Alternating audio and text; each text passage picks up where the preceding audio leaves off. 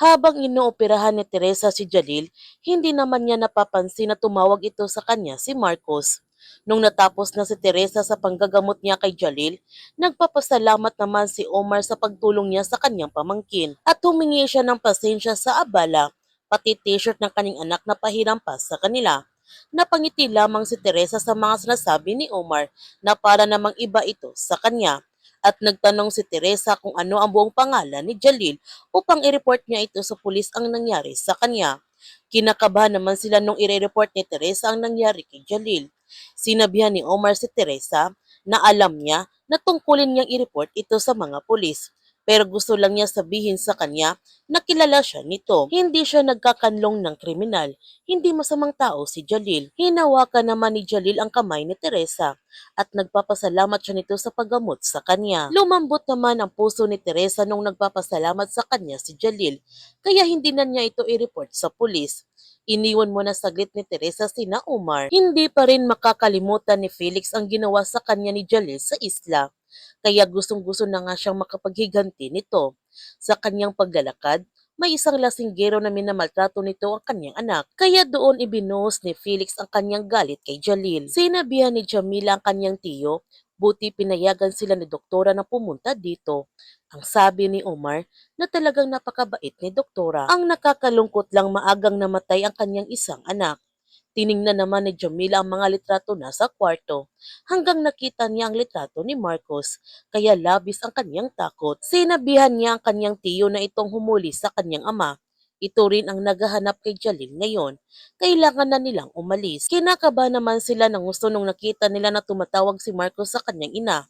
At titindi naman ang kanilang pagkatakot nung uuwi na si Marcos sa kanyang bahay at nasa loob na ito ng subdivision ngayon. Kaya agad na nga sila nagpaalam kay doktora na aalis na sila. Sinabihan ni Omar si Teresa na hindi niya hinihiling na maglihim siya sa kanyang anak. Pero uulitin niya ang kanyang sinabi, hindi siya nagkakanlong ng kriminal.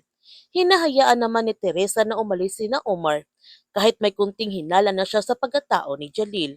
Nagmamadali naman sina Omar na umalis at baka maabutan pa sila ni Marcos. Buti na lamang sa kanilang pag-alis ay siya ding pagdating ni Marcos. Nakita naman ni Teresa ang sketch na dala ng kanyang anak at natatakot siya nito dahil ito ang taong tinulungan niya kanina. Kaya tinanong niya ang kanyang anak kung sino ito. Sinabi naman ni Marcos na ito ang kanyang naikwentro kanina.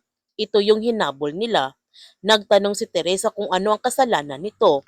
Ang sagot ni Marcos, nakababaryo ito ni Dato Raman at kanina nakita niya ito sa lugar kung saan dinala si Dato Raman. Pakiramdam niya, ito ang makakasagot ng mga katanungan niya. Pagkatapos malaman ni Teresa ang tungkol kay Jalil, natakot nga siya nito. Pero inilihim pa rin niya kay Marcos ang tungkol kay Jalil. Samantala, pinagalitan ni Azuelo si Lara na kinukonsinti niya si Marcos. Sinabihan ni Lara si Azuelo na si Marcos ang dahilan kung paano niya nahanap ang warehouse. Ang galit na sabi ni Azuelo, inaamin na niya na kumikilo si Marcos kahit suspendido ito. Gusto ba ni Marcos na tuluyan na ito matanggal sa serbisyo? Sinabihan ni Lara si Azuelo na hindi niya nakikita ang kanyang point. Ang point niya na mali ang kanyang desisyon na sinuspendin niya si Marcos. Ang galit na sabi ni Azuelo na anong mali, na ang laki ng kapalpakan na ginawa ni Marcos doon sa huli nilang misyon. At ngayon, binabastos pa siya at ang ahensya sa pagbabaliwala sa kanyang suspensyon. Ang sabi ni Lara na mas mapapadali ang paglutas nila sa kasong ito kung papabalikin niya si Marcos.